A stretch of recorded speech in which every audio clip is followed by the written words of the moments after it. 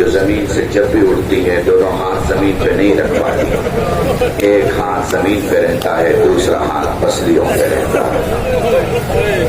میں کون سے مصائب آپ کے سامنے پڑھوں، کیا پڑھا مجھے نہیں پتا، آپ بیٹھے ہوئے ہیں۔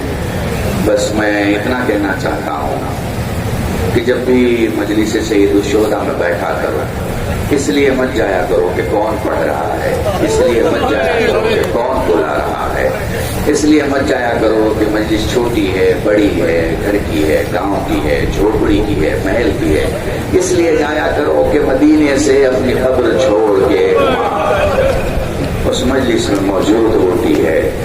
بلکہ میں نے تو یہ بھی روایت پڑھی ہے مولانا عمیر صاحب کے اپنی قبر سے ایک ماں بلند ہوتی ہے اور زندہ نے شام پہنچ کے کہتی ہے سکینہ اٹھ تیرے بابا کے ماتم بڑے آرام سے مجھ سے مصیبت کے اور مصائب کے دو چار جملے سن لو۔ ویسے تو مجلس میں اور بھی مصائب مجھے پڑھنے تھے، لیکن میں بہت کم لفظوں میں مصائب کو ختم کر دیتا ہوں۔ میں نے رسول اور نواسے رسول کے حوالے سے موضوع کو شروع کیا تھا، اور اب رسول اور نواسے رسول کے ہی مصائب پہ ختم کر دوں گا۔ آپ کو پتا ہے ایک دن رسول بیٹھے ہوئے علی سے فرما رہے ہیں، میرے تلووں کو دیکھا ہے علی، اور علی نے اپنے ہاتھوں سے رسول کے تلووں کو دیکھا اور محسوس کیا کہ کچھ چیزیں ہیں جو پریشان کر رہی ہیں۔ سوال کیا کہ یہ کیا ہے، یہ جو ملائمیت نہیں ہے گم ہے، اور یہ جو سختی ہے تلووں میں کیسی ہے؟ کہا اس وقت شیشے بچھا دیے جاتے تھے اور شیشے کے ٹکڑے میرے پاؤں میں چپ جاتے تھے جب میں تبلیغ کے لیے باہر نکلا کرتا تھا۔ یہ رسول ہیں جو اپنی پنڈلیاں دکھا رہے ہیں، کہہ رہے ہیں علی میری پیٹھ کو دیکھو گے تو میرے زخموں کو محسوس کر پاؤ گے۔ علی نے نبی کی پیٹھ دیکھی، ہاں یہ وہ علی ہے جو نبی کو بہت اچھے سے سمجھتا ہے۔ کیوں؟ اس لیے کہ خدا نے فخر دیا ہے یہ کہ نبی کی تجہیز و تکفین کس کے ہاتھوں سے ہوئی؟ علی کے ہاتھوں سے ہوئی۔ اتنی ساری آبادی ہے، 1.25 لاکھ کا مجمع تو آخری حج میں تھا، اتنی ساری آبادی ہے، لیکن نبی کو دفن کون کر رہا ہے؟ علی نبی۔ مسلمان بس یہ سوچ لینا کہ جس محمد کے بال پہ جان دیتے ہیں اسی محمد کی آخری نماز میت، آخری سفر، آخری تجہیز و تکفین کس کے ہاتھوں سے ہو رہی ہے؟ علی کے ہاتھوں سے ہو رہی ہے۔ تو ان دو ہاتھوں کی جو عظمت ہے اسے سمجھانے کے لیے انہیں کوئی کتاب پڑھنے کی ضرورت نہیں ہے۔ بولو رسول دنیا سے چلے گئے، بولو رسول دفن کر دیے گئے۔ جملہ ہے نا، رسول دفن کر دیے گئے۔ رسول تو دفن کر دیے گئے مگر حسین کو دفن نہیں کیا، حسین کو دفن کرنے نہیں دیا گیا۔ اور کیسی کیفیت ہے، کیسی کیفیت ہے۔ بڑے آرام سے بس 2 جملے مصائب کے سن لو۔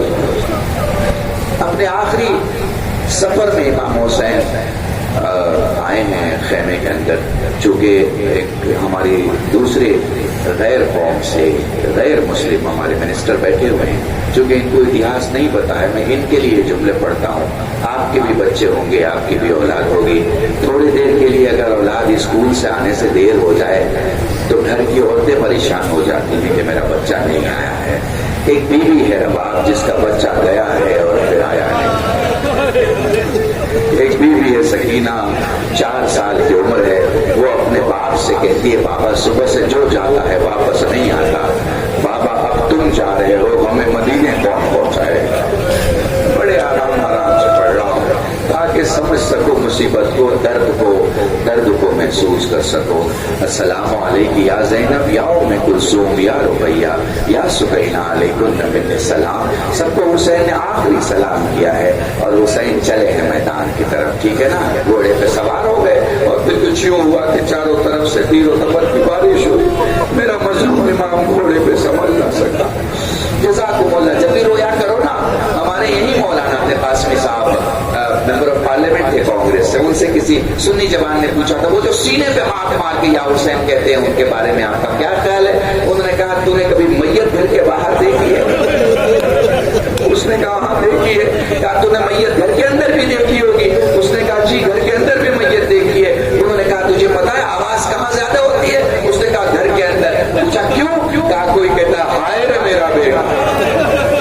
تو کہا جب بھی کسی کو سینے پہ ہاتھ مار کے حسین کے نام پہ گریا کرتا دیکھو تو سمجھ لو یہ حسین کا سب سے نزدیکی ہے۔ جزاکم اللہ۔ خدا تمہیں کوئی غم نہ دے سوائے غم سید الشہداء کے۔ سے 4 منٹ مصائب کے میرے ساتھ گزار لو. اگر آنسو نکلے تو روکنا مت, اگر آنسو نہ آئے تو میں رونے کو نہیں کہوں گا. سید سجاد فرماتے ہیں, سائل کہتا ہے مولا کیسے روئیں؟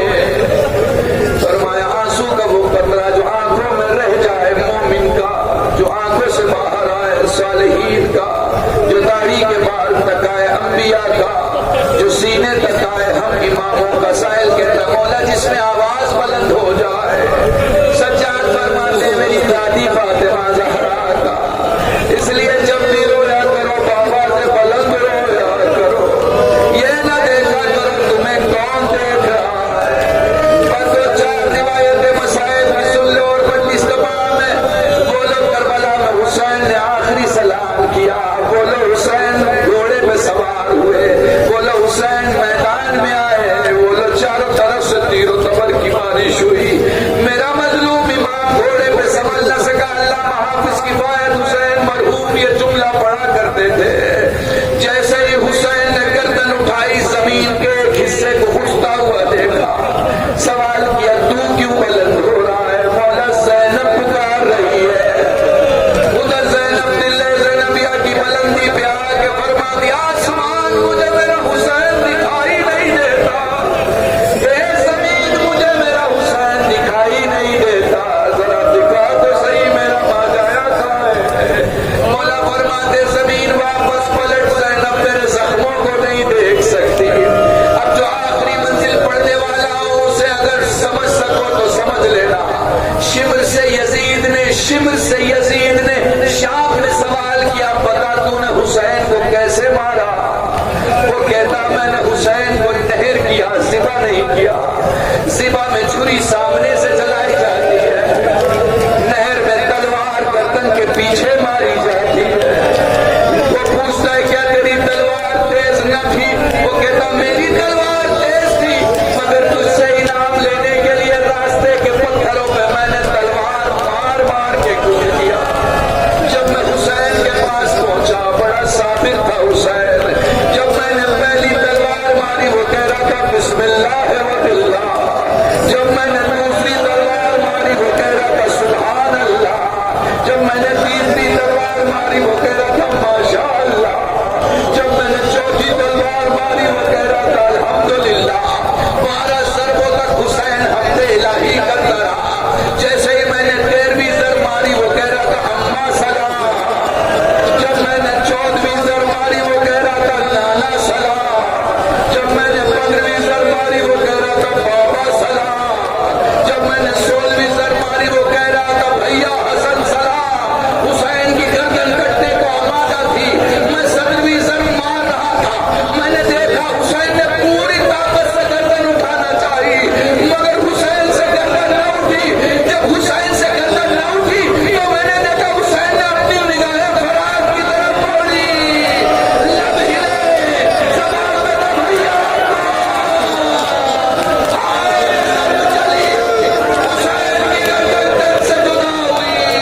ہائے کربلا, قرآن کا پانی دے دو اچھلا. ہائے ریل بیت, کربلا میں اسیر ہو گئے. سب سے پہلے انجمن عباسیہ مقیم دہلی نوگامہ سادات جلوس برآمد کرے گی, اور آج کے اس جلوس کی رہنمائی انجمن عباسیہ مقیم دہلی نوگامہ سادات کر رہی ہے. میں انجمن عباسیہ کے تمام ممبران نواخان وہ دواران کی خدمت میں ملتمس ہوں برائے کرم وہ تشریف لائے اور نواخانی وسیلہ گلی برپا کریں گے.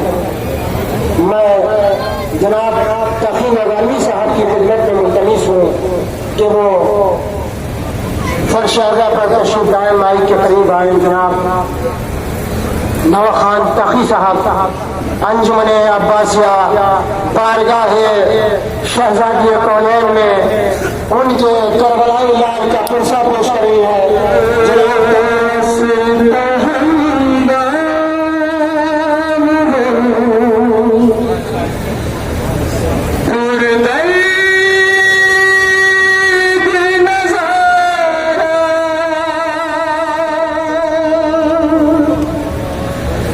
دو